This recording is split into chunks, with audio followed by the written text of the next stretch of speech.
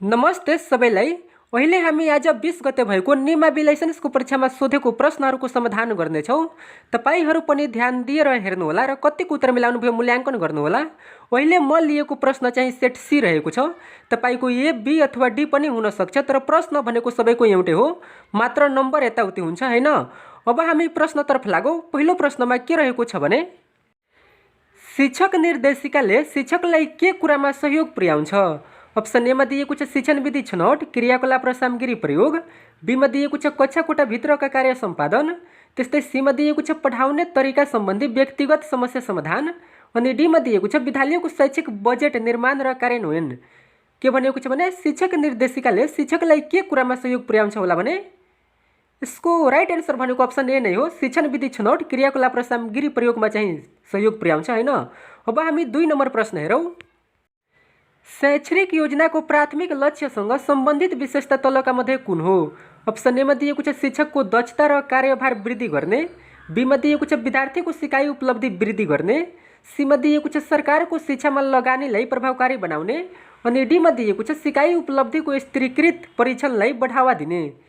के भनेको छ भने शैक्षणिक योजनाको प्राथमिक लक्ष्यसँग सम्बन्धित विशेषता यसमा कुन हो भने यसको सम्बन्धित विशेषता भनेको विद्यार्थीको सिकाइ उपलब्धि वृद्धि गर्ने रहेको छ हैन। भने यसको राइट एन्सर अप्सन बी नै हो।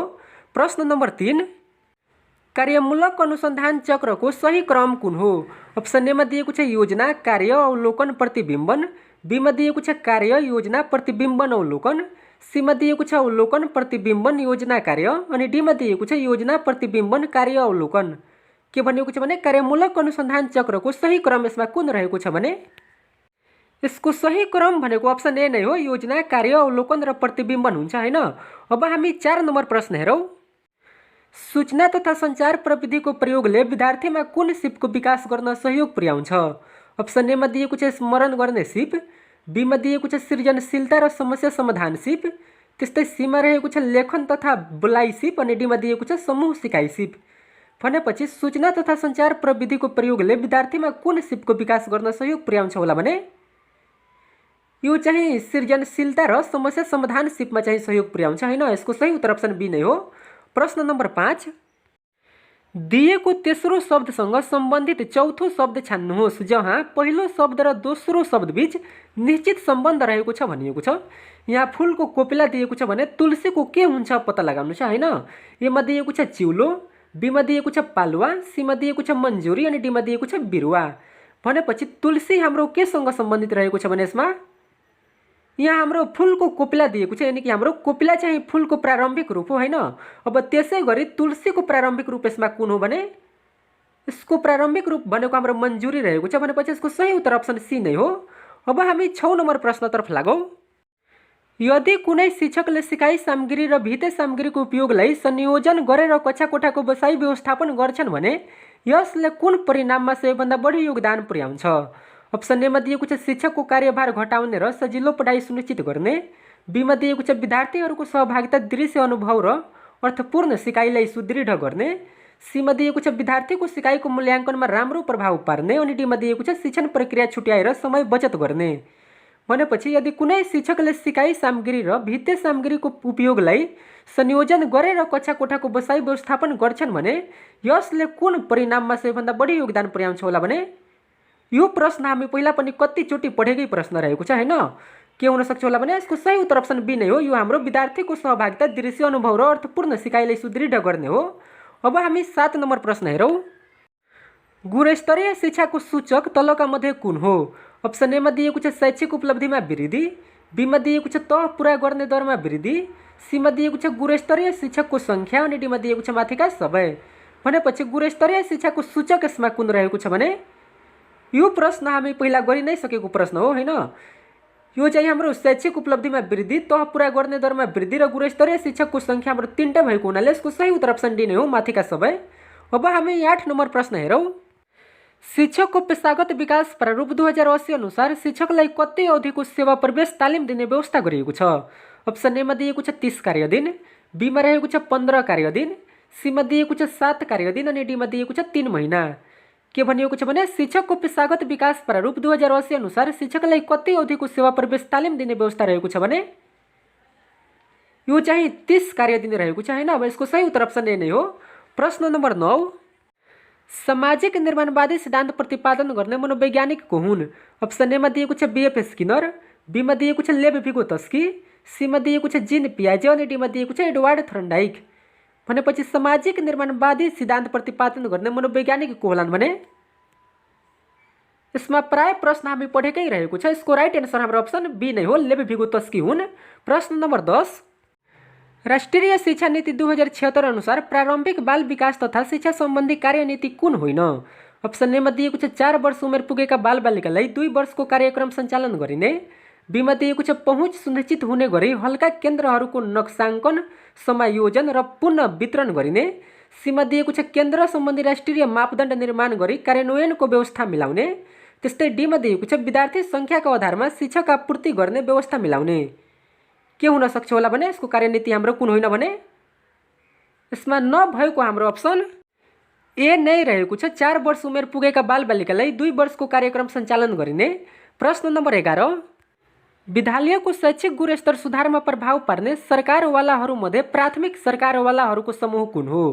अप्सन ए मा दिएको छ शिक्षक, दात्री निकाय, समुदाय र गैर सरकारी संस्था, बी मा दिएको छ कर्मचारी, अभिभावक, विद्यार्थी र समिति, सी मा दिएको छ शिक्षक, निजामती, कर्मचारी, अभिभावक र समुदाय, त्यस्तै डी मा दिएको छ शिक्षक, विद्यार्थी, अभिभावक र समुदाय। भनेपछि के भनेको छ भने विद्यालयको शैक्षिक गुणस्तर सुधारमा प्रभाव पार्ने सरकारवालाहरूमध्ये प्राथमिक सरकारवालाहरूको समूह कुन हो भने यो चाहिँ अप्सन डी नै रहेको छ, शिक्षक, विद्यार्थी, अभिभावक र समुदाय हुन्। प्रश्न नम्बर 12, सिकाइमा व्यक्तिक भिन्नतालाई प्राथमिकता दिँदा तलका मध्ये कुन विषयमा जोड दिनु उचित हुन्छ?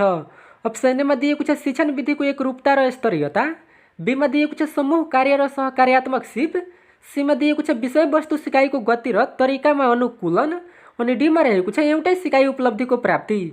के भनेको छ भने सिकाइमा व्यक्तिक भिन्नतालाई प्राथमिकता दिँदा यसमा कुन विषयमा जोड दिनु उचित हुन्छ भने यो भनेको हाम्रो विषयवस्तु सिकाइको गति र तरिकामा अनुकूलमा चाहिँ जोड दिनुपर्छ। भनेपछि यसको राइट एन्सर अप्सन सी नै हो। प्रश्न नम्बर 13, घटना अध्ययन मूलत कुन प्रकारको अनुसन्धान हो? अप्सन ए मा दिएको छ परिमाणात्मक अनुसन्धान, बी मा दिएको छ प्रयोगात्मक अनुसन्धान, सी मा रहेको छ ऐतिहासिक अनुसन्धान अनि डी मा दिएको छ गुणात्मक अनुसन्धान। यो प्रश्न हामी पहिला कति पटक पढे नै सकेका छौँ। के हुन सक्छ होला भने यो कुन प्रकारको अनुसन्धान हो भने यो भनेको हाम्रो गुणात्मक अनुसन्धान रहेको छ हैन। यसको राइट एन्सर अप्सन डी हो। प्रश्न नम्बर 14, एक शिक्षकले महामारीको समयमा विद्यार्थीहरू भौतिक रूपमा विद्यालय आउन नसक्दा रेडियो, टेलिभिजन र इन्टरनेट मार्फत मिश्रित र वैकल्पिक विधिबाट सिकाइलाई निरन्तरता दिनुभयो। यो कार्यले शिक्षकको कुन क्षमतालाई सबैभन्दा बढी प्रस्फुटन गर्छ भनिएको छ?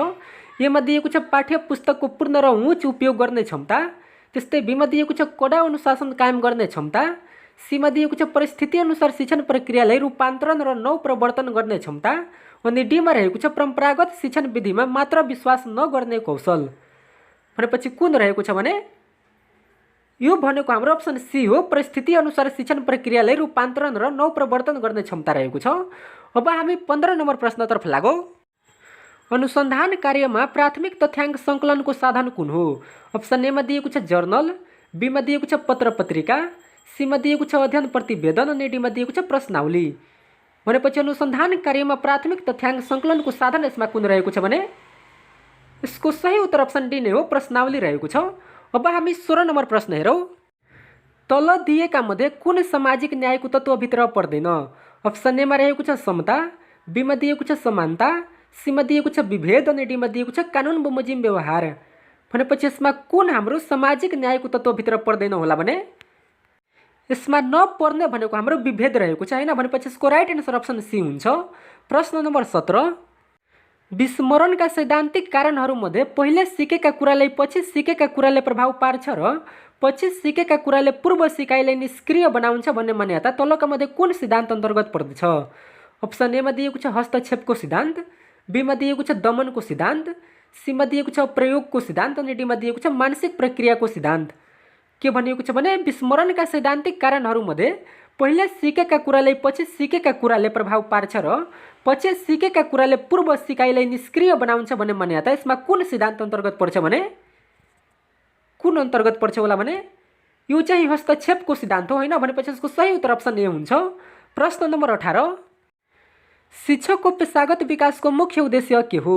अप्सन ए मा दिएको छ विद्यालयको भौतिक संरचना सुधार गर्नु, बी मा दिएको छ शिक्षकको प्रशासनिक क्षमतामा सुधार गर्नु, सी मा रहेको छ शिक्षकको पदोन्नति सुनिश्चित गर्नु अनि डी मा दिएको छ सिकाइको गुणस्तर सुधार गर्नु। भनेपछि शिक्षकको पेशागत विकासको मुख्य उद्देश्य भनेको यसमा कुन रहेको छ भने यसको मुख्य उद्देश्य भनेको अप्सन डी नै हो, सिकाइको गुणस्तर सुधार गर्नु रहेको छ। प्रश्न नम्बर 19, विद्यालयमा राख्ने नागरिक वडापत्रको मुख्य उद्देश्य के हो? अप्सन ए मा दिएको छ शिक्षकहरूको हाजिरी रेकर्ड राख्ने र आउने जाने समयबारे सेवाग्राहीलाई जानकारी गराउने, बी मा दिएको छ विद्यालयको आय व्यय विवरण र वार्षिक प्रतिवेदन सार्वजनिक गर्ने, सी मा दिएको छ प्रदान गर्ने सेवा र लाग्ने समयबारे सेवाग्राहीलाई सूचित गरी पारदर्शी बनाउने अनि डी मा रहेको छ विद्यार्थीहरूको मूल्याङ्कन नतिजा प्रकाशन र श्रेणी विभाजन गर्ने। भनेपछि विद्यालयमा राख्ने नागरिक वडापत्रको मुख्य उद्देश्य भनेको के हो भने यसको मुख्य उद्देश्य भनेको अप्सन सी नै रहेको छ, प्रदान गर्ने सेवा र लाग्ने समयबारे सेवाग्राहीलाई सूचित गरी पारदर्शी बनाउने रहेको छ। प्रश्न नम्बर 20, कक्षा कोठाको विविधता व्यवस्थापन गर्दा शिक्षकले तल उल्लेख भएमध्ये कुन कुरालाई कम ध्यान दिए पनि हुन्छ? अप्सन ए मा दिएको छ समूह कार्य र सहभागिता, बी मा दिएको छ विद्यार्थीको भाषा र संस्कृति, सी मा दिएको छ विद्यार्थीको आवश्यकता र क्षमता अनि डी मा दिएको छ शिक्षकको योग्यता र विद्यार्थीको शारीरिक आकार। भनेपछि कक्षा कोठाको विविधता व्यवस्थापन पार्दा शिक्षकले यसमा कुन हाम्रो कुरालाई कम ध्यान दिए पनि हुन्छ भने यसमा हाम्रो यसको सही उत्तर अप्सन डी नै रहेको छ, शिक्षकको योग्यता र विद्यार्थीको शारीरिक आकारमा चाहिँ कम ध्यान दिए पनि पुग्छ। अब हामी 21 नम्बर प्रश्न हेरौँ। विद्यालयमा वार्षिक शैक्षिक योजना तयार गर्ने मुख्य जिम्मेवारी कसको हुन्छ? अप्सन ए मा दिएको छ प्रधानाध्यापकको, बी मा दिएको छ विषय शिक्षकको, सी मा दिएको छ विषय विज्ञको अनि डी मा दिएको छ शिक्षक अभिभावक सङ्घको भनिएको छ होइन। भनेपछि विद्यालयमा वार्षिक शैक्षिक योजना तयार गर्ने मुख्य जिम्मेवारी कसको होला भने यो प्रश्न पनि हामी बारम्बार पढेकै प्रश्न रहेको छ। यसको सही उत्तर अप्सन बी हो, विषय शिक्षकको रहेको छ। अब हामी 22 नम्बर प्रश्न हेरौँ। तपाईको कक्षामा केही विद्यार्थी छिटो सिक्ने र केही तुलनात्मक रूपमा बिस्तारै सिक्ने छन्। यस्तो अवस्थामा विविधताको व्यवस्थापन गर्न तपाईले अपनाउने सबैभन्दा उपयुक्त रणनीति कुन हो भनिएको छ? ए मा दिएको छ बिस्तारै सिक्ने विद्यार्थीले अगाडिको बेन्चमा राख्ने, बी मा दिएको छ सबै विद्यार्थीलाई एउटै प्रकारको गृह कार्य दिने र एउटै गतिमा पढाउने, सी मा दिएको छ छिटो सिक्नेलाई थप सृजनात्मक कार्य र बिस्तारै सिक्नेलाई उपचारात्मक शिक्षणको व्यवस्था गर्ने अनि डी मा दिएको छ छिटो सिक्ने विद्यार्थीहरूलाई ढिलो सिक्नेहरूसँग राखेर सहकार्य गर्न लगाउने। भनेपछि के हुन सक्छ होला भने के भनिएको छ भने तपाईको कक्षामा केही विद्यार्थी छिटो सिक्ने र केही तुलनात्मक रूपमा बिस्तारै सिक्ने छन्। यस्तो अवस्थामा विविधताको व्यवस्थापन गर्न तपाईले अपनाउने सबैभन्दा उपयुक्त रणनीति यसमा कुन रहेको छ भने यसको उपयुक्त रणनीति भनेको हाम्रो अप्सन सी नै रहेको छ, छिटो सिक्नेलाई थप सृजनात्मक कार्य र बिस्तारै सिक्नेलाई उपचारात्मक शिक्षणको व्यवस्था गर्ने हो। अब हामी 23 नम्बर प्रश्न हेरौँ।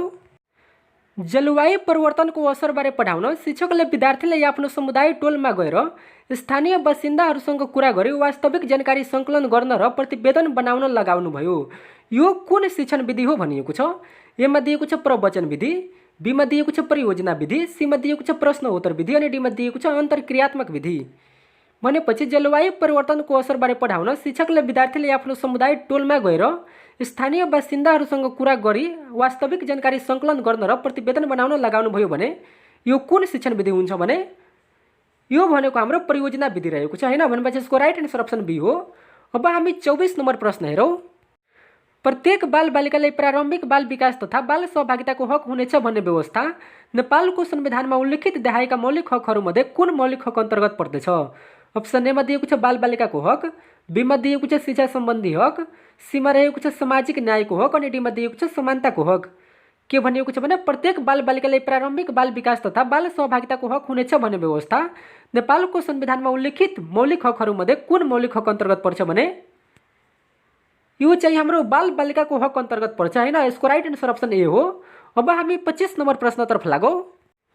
शिक्षकले कक्षामा मानव पाचन प्रणाली पढाउन पाठ्य पुस्तकको चित्रको सट्टा इन्टरनेटबाट खोजी गरी एउटा एनिमेटेड भिडियो देखाउनु भयो भने यहाँ सूचना तथा सञ्चार प्रविधिको प्रयोगले शिक्षणमा पुर्याएको मुख्य फाइदा कुन हो?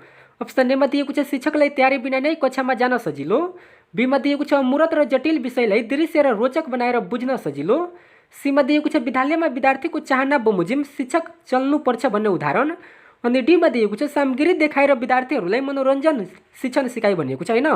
भनेपछि के भनिएको छ भने शिक्षकले कक्षामा मानव पाचन प्रणाली पढाउन पाठ्य पुस्तकको चित्रको सट्टा इन्टरनेटबाट खोजी गरी एउटा एनिमेटेड भिडियो देखाउनुभयो भने यहाँ सूचना तथा सञ्चार प्रविधिको प्रयोगले शिक्षणमा पुर्याएको मुख्य फाइदा के रहेको छ भने यसमा मुख्य फाइदा भनेको हाम्रो अप्सन बी नै रहेको छ। मूर्त र जटिल विषयलाई दृश्य र रोचक बनाएर बुझ्न सजिलो भयो हैन।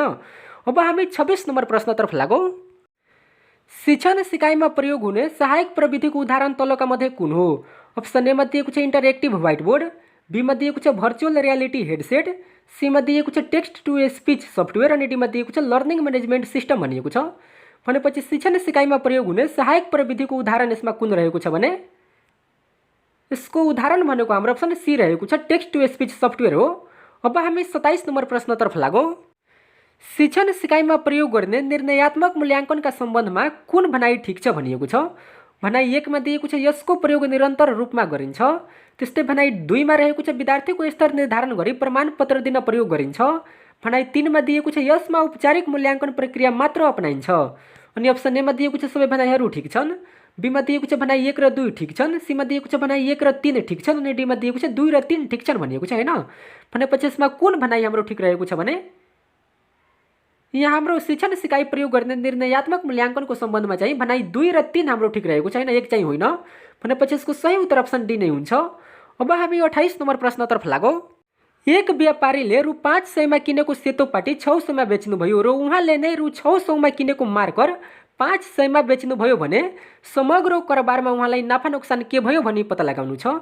ए मा दिएको छ 100 रुपैयाँ नाफा भयो, बी मा दिएको छ 100 रुपैयाँ नोक्सान भयो, त्यस्तै सी मा दिएको छ नाफा नोक्सान केही पनि भएन अनि डी मा दिएको छ 200 नाफा भयो। प्रश्न फेरि राम्ररी हेरौँ के भनेको छ भने 500 मा किनेको सेतो पाटी 600 मा बेच्नुभयो र 600 मा किनेको मार्कर 500 मा बेच्नुभयो भने समग्र कारोबारमा उहाँलाई नाफा नोक्सान के भयो भने यहाँ हाम्रो सेतो पाटीको चाहिँ किनेको मूल्य कति रहेको छ भने 500 रहेको छ। त्यस्तै हाम्रो बेचेको मूल्य भनेको 600 रहेको छ र हाम्रो नाफा कति भयो भने 600 - 500 यानि कि 100 रुपैयाँ भयो।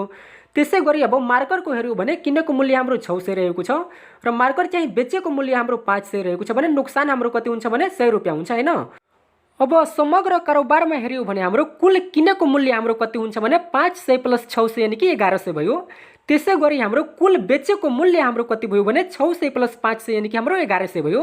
भनेपछि हाम्रो किनेको मूल्य पनि 1100 नै भयो र हाम्रो बेचेको मूल्य पनि 1100 नै भयो भने यसमा न त नाफा भयो न त हाम्रो नोक्सान नै हुन्छ हैन, बराबर भयो। भनेपछि यसको सही उत्तर हाम्रो अप्सन के हुन्छ भने अप्सन सी नै हुन्छ, नाफा नोक्सान केही पनि भएन। अब हामी 29 नम्बर प्रश्नतर्फ लागौँ। विद्यालय तहमा स्थानीय पाठ्यक्रमको निर्माण कार्यान्वयन र व्यवस्थापन गर्ने मुख्य जिम्मेवारी कसको हो? अप्सन ए मा दिएको छ सम्बन्धित स्थानीय तहको, बी मा दिएको छ प्रदेश सरकारको सामाजिक विकास मन्त्रालयको, सी मा दिएको छ पाठ्यक्रम विकास केन्द्रको अनि डी मा दिएको छ विद्यालय व्यवस्थापन समिति र प्रधानाध्यापकको। के भनेको छ भने विद्यालय तहमा स्थानीय पाठ्यक्रमको निर्माण कार्यान्वयन र व्यवस्थापन गर्ने मुख्य जिम्मेवारी कसको होला भने यो चाहिँ हाम्रो सम्बन्धित स्थानीय तहको हो हैन। यसको राइट एन्सर अप्सन ए हुन्छ। प्रश्न नम्बर 30, विद्यार्थीहरूलाई साना साना समूहमा विभाजन गरी एउटै लक्ष्य प्राप्तिका लागि एक आपसमा मिलेर काम गर्न लगाउने शिक्षण विधिलाई के भनिन्छ? अप्सन ए मा दिएको छ शिक्षक निर्देशित विधि, बी मा दिएको छ सहयोगात्मक सिकाइ विधि, सी मा दिएको छ प्रवचन विधि र डी मा दिएको छ प्रदर्शन विधि। के भनिएको छ भने विद्यार्थीहरूलाई साना साना समूहमा विभाजन गरी एउटै लक्ष्य प्राप्तिका लागि एक आपसमा मिलेर काम गर्न लगाउने शिक्षण विधि भनेको यसमा कुन हो भने यो चाहिँ हाम्रो मिलेर गर्ने भनेको हाम्रो सहयोगात्मक सिकाइ विधि हो हैन। यसको राइट एन्सर अप्सन बी नै हुन्छ, सहयोगात्मक सिकाइ विधि रहेको छ। प्रश्न नम्बर 31, शिक्षकले कार्य सम्पादन मूल्याङ्कनका लागि छुट्याएको 35 अङ्क मध्ये सुपरिवेक्षकले गर्ने मूल्याङ्कनका लागि कति अङ्क भार छुट्याएको छ? अप्सन ए मा दिएको छ 5 अङ्क, बी मा दिएको छ 6 अङ्क, सी मा दिएको छ 7 अङ्क अनि डी मा रहेको छ 8 अङ्क। भनेपछि कति अङ्क छुट्याएको छ भने यो चाहिँ हाम्रो 6 अङ्क छुट्याएको रहेको छ। यसको राइट एन्सर अप्सन बी हुन्छ। अब हामी 40 नम्बर प्रश्न हेरौँ। एकीकृत विद्यालय भन्नाले तलका मध्ये कुन खालको विद्यालयलाई बुझाउँछ? अप्सन ए मा दिएको छ विशेष शिक्षा सहितको विद्यालय, बी मा दिएको छ विशेष विद्यालय, सी मा दिएको छ स्रोत कक्षा अनि डी मा दिएको छ घुम्ती विद्यालय। भनेपछि एकीकृत विद्यालय भन्नाले चाहिँ कुन खालको विद्यालयलाई बुझाउँछ होला भने यो चाहिँ विशेष शिक्षा सहितको विद्यालयलाई जनाउँछ हैन। यसको राइट एन्सर अप्सन ए हुन्छ। अब हामी 33 नम्बर प्रश्नतर्फ लागौँ। गुणस्तरीय शिक्षा विकासका लागि शिक्षक अभिभावक र समुदायको समन्वय किन महत्त्वपूर्ण हुन्छ? अप्सन ए मा दिएको छ सङ्घीय स्रोत विद्यालयमा लाउन, बी मा दिएको छ शिक्षक पेशागत विकास कार्यक्रम सञ्चालन गर्न, सीमा रहेको छ कानुनी पक्षलाई प्रवर्तन गर्न अनि डीमा दिएको छ शैक्षिक कार्यक्रमको योजना अनुगमन र सुधारको प्रभावकारिता वृद्धि गर्न। भनेपछि किन महत्त्वपूर्ण हुन्छ होला भने यो चाहिँ हाम्रो शैक्षिक कार्यक्रमको योजना अनुगमन र सुधारको प्रभावकारिता वृद्धि गर्नको लागि चाहिँ महत्त्वपूर्ण मानिन्छ हैन। यसको राइट एन्सर अप्सन डी हुन्छ। अब हामी 34 नम्बर प्रश्नतर्फ लागौँ। शैक्षिक गुणस्तर परीक्षण केन्द्रले सञ्चालन गर्ने विद्यार्थी उपलब्धिको राष्ट्रिय परीक्षण हाल कुन कक्षामा गरिएको छैन? अप्सन एमा दिएको छ कक्षा 12 मा, बीमा दिएको छ कक्षा 10 मा, सीमा दिएको छ कक्षा 8 मा अनि डीमा दिएको छ कक्षा 5 मा। भनेपछि शैक्षिक गुणस्तर परीक्षण केन्द्रले सञ्चालन गर्ने विद्यार्थी उपलब्धिको राष्ट्रिय परीक्षण हाल कुन कक्षामा गरिएको छैन भने यसमा नगरिएको हाम्रो कक्षा 12 रहेको छ हैन। यसको राइट एन्सर अप्सन ए हुन्छ। अब हामी प्रश्न नम्बर 35 तर्फ लागौँ।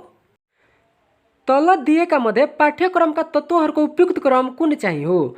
अप्सन एमा रहेको छ विषय सूची, उद्देश्य, शिक्षण कौशल र मूल्याङ्कन, बीमा दिएको छ विषय सूची, शिक्षण कौशल, उद्देश्य र मूल्याङ्कन, सीमा दिएको छ उद्देश्य, विषय सूची, शिक्षण कौशल र मूल्याङ्कन अनि डीमा रहेको छ उद्देश्य, शिक्षण कौशल, विषय सूची र मूल्याङ्कन। भनेपछि यसमा पाठ्यक्रमका तत्त्वहरूको उपयुक्त क्रम कुन चाहिँ रहेको छ भने यहाँ पाठ्यक्रमका तत्त्वहरूको उपयुक्त क्रम भनेको हाम्रो अप्सन सी नै रहेको छ, उद्देश्य, विषय सूची, शिक्षण कौशल अनि मूल्याङ्कन हुन्छ हैन। अब हामी 36 नम्बर प्रश्नतर्फ लागौँ। अन्तर्संस्कृतिक अनुसन्धानमा सबैभन्दा धेरै प्रयोग हुने विधि कुन हो? अप्सन एमा दिएको छ प्रयोग, बीमा दिएको छ सर्वेक्षण, सीमा दिएको छ अवलोकन अनि डीमा दिएको छ घटना अध्ययन। भनेपछि धेरै प्रयोग हुने विधि कुन होला भने यसमा धेरै प्रयोग हुने विधि भनेको हाम्रो सर्वेक्षण रहेको छ हैन। अन्तर्संस्कृतिक अनुसन्धानमा सबैभन्दा धेरै प्रयोग हुने विधि भनेको सर्वेक्षण हो। अब हामी 37 नम्बर प्रश्नतर्फ लागौँ। तलका शैक्षिक विकासका योजनाहरूमध्ये सबैभन्दा विकेन्द्रित योजना कुनलाई मानिन्छ? अप्सन एमा दिएको छ प्रदेश शिक्षा योजनालाई, बीमा दिएको छ पालिका शिक्षा योजनालाई, सीमा दिएको छ विद्यालय सुधार योजनालाई अनि डीमा दिएको छ वार्षिक कार्य योजनालाई। भनेपछि शैक्षिक विकासका योजनाहरूमध्ये सबैभन्दा विकेन्द्रित योजना चाहिँ कुनलाई मानिन्छ होला भने यो भनेको हाम्रो कुन रहेको छ भने सी नै हुन्छ, विद्यालय सुधार योजना रहेको छ। अब हामी 38 नम्बर प्रश्नतर्फ लागौँ। पेशागत विकासका नमुनामध्ये तुलनात्मक रूपमा कुन नमुनामा पेशाकर्मीको स्वनिर्देशन र सक्रियता कम हुन्छ? अप्सन एमा दिएको छ पेशा सम्बन्धी प्रकाशनहरूको अध्ययन, बीमा दिएको छ सहकर्मीहरूसँगको अन्तर्क्रिया छलफल, सीमा दिएको छ शिक्षण सिकाइ र नीतिहरूको प्रयोग अनि डीमा दिएको छ तालिम कार्यशाला। भनेपछि पेशागत विकासका नमुनामध्ये तुलनात्मक रूपमा कुन नमुनामा चाहिँ पेशाकर्मीको स्वनिर्देशन र सक्रियता कम रहन्छ भने कुनमा रहन्छ होला भने यो भनेको हाम्रो तालिम कार्यशाला हो हैन। यसको राइट एन्सर अप्सन डी हुन्छ। अब हामी 39 नम्बर प्रश्नतर्फ लागौँ। विद्यालयमा हुने पठन पाठन सम्बन्धमा अन्तर्क्रिया गर्न मुख्य नेतृत्वदायी भूमिका कसको हुन्छ? अप्सन एमा दिएको छ विद्यालय व्यवस्थापन समितिको, बीमा दिएको छ शिक्षक अभिभावक सङ्घको, सीमा दिएको छ समुदायको अनि डीमा दिएको छ विद्यार्थीको। भनेपछि विद्यालयमा हुने पठन पाठन सम्बन्धमा अन्तर्क्रिया गर्न मुख्य नेतृत्वदायी भूमिका चाहिँ कसको हुन्छ होला भने यो चाहिँ हाम्रो विद्यालय व्यवस्थापन समितिको हुन्छ हैन। यसको राइट एन्सर अप्सन ए हुन्छ। अब हामी 40 नम्बर प्रश्न हेरौँ। कुनै कक्षाको कुनै एउटा विषयमा पठन पाठन हुने विषयवस्तुको सिकाइमा सोही कक्षाको अन्य विषयहरूमा पठन पाठन हुने विषयहरूले सहयोगी भूमिका निर्वाह गर्ने गरी बनाइएको पाठ्यक्रमको सङ्गठन तलका मध्ये कुन सम्बन्ध अन्तर्गत पर्दछ? अप्सन एमा दिएको छ लम्बीय समन्वय, बीमा दिएको छ समकालीन समन्वय, सीमा दिएको छ एकीकृत समन्वय अनि डीमा दिएको छ समतलीय समन्वय। प्रश्न फेरि एकचोटि राम्ररी हेरौँ। के भनिएको छ भने कुनै कक्षाको कुनै एउटा विषयमा पठन पाठन हुने विषयवस्तुको सिकाइमा सोही कक्षाको अन्य विषयहरूमा पठन पाठन हुने विषयवस्तुहरूले सहयोगी भूमिका निर्वाह गर्ने गरी बनाइएको पाठ्यक्रमको सङ्गठन तलका मध्ये कुन समन्वय अन्तर्गत पर्छ होला भने यो भनेको हाम्रो समतलीय समन्वय रहेको छ हैन। यसको राइट एन्सर अप्सन डी हुन्छ। अब हामी प्रश्न नम्बर 41 तर्फ लागौँ। विद्यालयको सुधारका लागि विद्यालय व्यवस्थापन समितिको मुख्य जिम्मेवारी तलका मध्ये कुन चाहिँ हो? अप्सन एमा दिएको छ विद्यालयको दीर्घकालीन योजना तर्जुमा गर्ने, बीमा दिएको छ कर्मचारीहरूको तलब निर्धारण गर्ने, सीमा दिएको छ अतिरिक्त क्रियाकलाप योजना बनाउने अनि डीमा दिएको छ विद्यालय र समुदायको सम्बन्ध सुधार गर्ने। के भनिएको छ भने विद्यालयको सुधारका लागि विद्यालय व्यवस्थापन समितिको मुख्य जिम्मेवारी यसमा कुन चाहिँ रहेको छ भने यसमा मुख्य जिम्मेवारी भनेको हाम्रो अप्सन डी नै हो, विद्यालय र समुदायको सम्बन्ध सुधार गर्ने हो। अब हामी 42 नम्बर प्रश्नतर्फ लागौँ। विद्यालय शिक्षामा नागरिक समाजको भूमिका तलका मध्ये कुन चाहिँ होइन? अप्सन एमा दिएको छ नीति तथा कार्यक्रम प्रचार प्रसार गर्ने, बीमा दिएको छ निगरानी गर्ने, सीमा दिएको छ समुदायको संलग्नता बढाउने अनि डीमा दिएको छ शैक्षिक प्रमाणपत्र वितरण गर्ने। भनेपछि विद्यालय शिक्षामा नागरिक समाजको भूमिका यसमा कुन नहोला भने यसको राइट एन्सर अप्सन डी नै हुन्छ। विद्यालय शिक्षामा नागरिक समाजको भूमिका यसमा नभएको हाम्रो शैक्षिक प्रमाणपत्र वितरण गर्ने रहेको छ। अब हामी 43 नम्बर प्रश्नतर्फ लागौँ। विद्यालय शिक्षामा गुणस्तर अभिवृद्धि अपेक्षित रूपमा हुन नसक्नुको मुख्य कारण कुन हो? अप्सन एमा दिएको छ शिक्षकको अपर्याप्त तालिम र निरन्तर पेशागत विकासको अवसरमा कमी। बीमा दिएको छ विद्यालयप्रति समुदायको अधिक अपेक्षा। सीमा दिएको छ विद्यार्थी मूल्याङ्कनमा एकरूपताको अभाव। अनि डीमा दिएको छ स्थानीय तहबाट विद्यालयको व्यवस्थापन। के भनेको छ भने विद्यालय शिक्षामा गुणस्तर अभिवृद्धि अपेक्षित रूपमा हुन नसक्नुको कारण कुन रहेको छ भने यसमा हुन नसक्नुको मुख्य कारण हाम्रो अप्सन ए नै हो, शिक्षकको अपर्याप्त तालिम र निरन्तर पेशागत विकासको अवसरमा कमी हुनु हो। अब हामी 44 नम्बर प्रश्न हेरौँ। नेपालको संविधानको धारा 31 मा उल्लेखित मौलिक हक अन्तर्गत कुन तहसम्मको शिक्षा निःशुल्क पाउने व्यवस्था रहेको छ? अप्सन एमा दिएको छ आधारभूत तह, बीमा दिएको छ प्राथमिक तह, सीमा दिएको छ माध्यमिक तह अनि डीमा दिएको छ उच्च शिक्षा। भनेपछि नेपालको संविधानको धारा 31 मा उल्लेखित मौलिक हक अन्तर्गत कुन तहसम्मको शिक्षा चाहिँ निःशुल्क पाउने व्यवस्था छ भने निःशुल्क पाउने व्यवस्था हाम्रो माध्यमिक तहसम्म रहेको छ हैन। यसको राइट एन्सर अप्सन सी हुन्छ। अब हामी 45 नम्बर प्रश्नतर्फ लागौँ। आधारभूत तह कक्षा 1 देखि 3 को पाठ्यक्रममा समेटिएका व्यवहार कुशल सिप मध्ये कुन चाहिँ सिप सोचाइ सिप अन्तर्गत पर्दछ? अप्सन एमा दिएको छ जिम्मेवारी एवं प्रतिबद्धता, बीमा दिएको छ निर्णय तथा समस्या समाधान, सीमा दिएको छ सहयोग तथा सहानुभूति अनि डीमा दिएको छ वातावरण प्रतिको सजगता र सम्मान। के भनिएको छ भने कक्षा 1 देखि 3 को पाठ्यक्रममा समेटिएका व्यवहार कुशल सिप मध्ये कुन चाहिँ सिप हाम्रो सोचाइ सिप अन्तर्गत पर्छ होला भने यसमा सोचाइ सिप अन्तर्गत पर्ने सिप भनेको हाम्रो अप्सन डी नै रहेको छ, वातावरण प्रतिको सजगता र सम्मान हो। अब हामी 46 नम्बर प्रश्नतर्फ लागौँ। यदि कुनै विद्यार्थी 75 दिनमा 60 दिन कक्षामा उपस्थिति रहेछन् भने निजको अनुपस्थितिको प्रतिशत कति हुन हुन्छ? अप्सन एमा दिएको छ 50%, बीमा दिएको छ 40%, सीमा दिएको छ 25% अनि डीमा दिएको छ 20%। प्रश्न फेरि एकचोटि हेरौँ। यदि कुनै विद्यार्थी 75 दिनमा 60 दिन कक्षामा उपस्थिति रहेछन् भने निजको अनुपस्थितिको प्रतिशत कति हुन्छ भने यहाँ अनुपस्थितिको प्रतिशत निकाल्नु पर्दा कुल दिन हाम्रो कति दिएको छ 75 रहेको छ, उपस्थिति दिन हाम्रो 60 रहेको छ। अब अनुपस्थिति दिन निकाल्नको लागि हामी कुल दिन माइनस उपस्थिति दिन गर्यो भने कति हुन्छ हाम्रो 75 माइनस 60 यानि कि 15 दिन भयो हैन। अब प्रतिशतमा निकाल्यो भने कति आउँछ हाम्रो अनुपस्थिति प्रतिशत इक्वल टु 15/75 × 100 यानि कि हाम्रो 20% हुन्छ। भनेपछि यसको सही उत्तर हाम्रो अप्सन डी नै हुन्छ 20%। अब हामी 47 नम्बर प्रश्न हेरौँ। शिक्षकले विद्यार्थीको परीक्षाफल तयार पार्न, अङ्कहरू जोड्न, प्रतिशत वा ग्रेड निकाल्न र औसत गणना गर्न अफिस प्याकेजको कुन सफ्टवेयर प्रयोग गर्नु सबैभन्दा उपयुक्त हुन्छ? अप्सन एमा दिएको छ माइक्रोसफ्ट वर्ड, बीमा दिएको छ माइक्रोसफ्ट पावर पोइन्ट, सीमा दिएको छ माइक्रोसफ्ट एक्सेल अनि डीमा दिएको छ माइक्रोसफ्ट पेन्ट। के भनेको छ भने शिक्षकले विद्यार्थीको परीक्षाफल तयार पार्न, अङ्कहरू जोड्न, प्रतिशत वा ग्रेड निकाल्न र औसत गणना गर्न अफिस प्याकेजको कुन सफ्टवेयर प्रयोग गर्नु सबैभन्दा उपयुक्त हुन्छ होला भने यो भनेको हाम्रो माइक्रोसफ्ट एक्सेल चाहिँ उपयुक्त हुन्छ। यहाँ हाम्रो परीक्षाफल तयार पार्न, अङ्कहरू जोड्न, प्रतिशत वा ग्रेड निकाल्न र औसत गणना गर्नको लागि चाहिँ हाम्रो माइक्रोसफ्ट एक्सेल चाहिँ उपयुक्त रहन्छ। अब हामी 48 नम्बर प्रश्नतर्फ लागौँ। लेटर ग्रेड एले विद्यार्थीको कस्तो सिकाइ स्तरलाई जनाउँछ? अप्सन एमा दिएको छ सर्वोत्तम, बीमा दिएको छ अति उत्तम, सीमा दिएको छ उत्कृष्ट अनि डीमा दिएको छ उत्तम। भनेपछि ए ग्रेडले चाहिँ विद्यार्थीको कस्तो सिकाइ स्तरलाई जनाउँछ होला भने यहाँ हाम्रो ए भनेको हाम्रो अति उत्तम हो हैन। यहाँ हाम्रो ए प्लस आयो भने सर्वोत्तम हुन्थ्यो। भनेपछि यसको राइट एन्सर अप्सन बी हुन्छ। अब हामी 49 नम्बर प्रश्नतर्फ लागौँ। समालोचनात्मक चिन्तन विधिले विशेष गरी तलका मध्ये कुन सिपको विकास गर्दछ? अप्सन एमा दिएको छ विचार, तर्क, आलोचनात्मक निर्णय, बीमा दिएको छ सामाजिक सेवा र पारस्परिक सहयोग, सीमा दिएको छ लेखन तथा पठन सिप अनि डीमा दिएको छ वास्तविक जीवनसँग सम्बन्धित समस्या समाधान। भनेपछि समालोचनात्मक चिन्तन विधिले विशेष गरी यसमा कुन सिपको विकास गर्छ होला भने यसको राइट एन्सर भनेको हाम्रो अप्सन ए नै रहेको छ, विचार, तर्क, आलोचनात्मक निर्णयमा चाहिँ विकास गर्छ।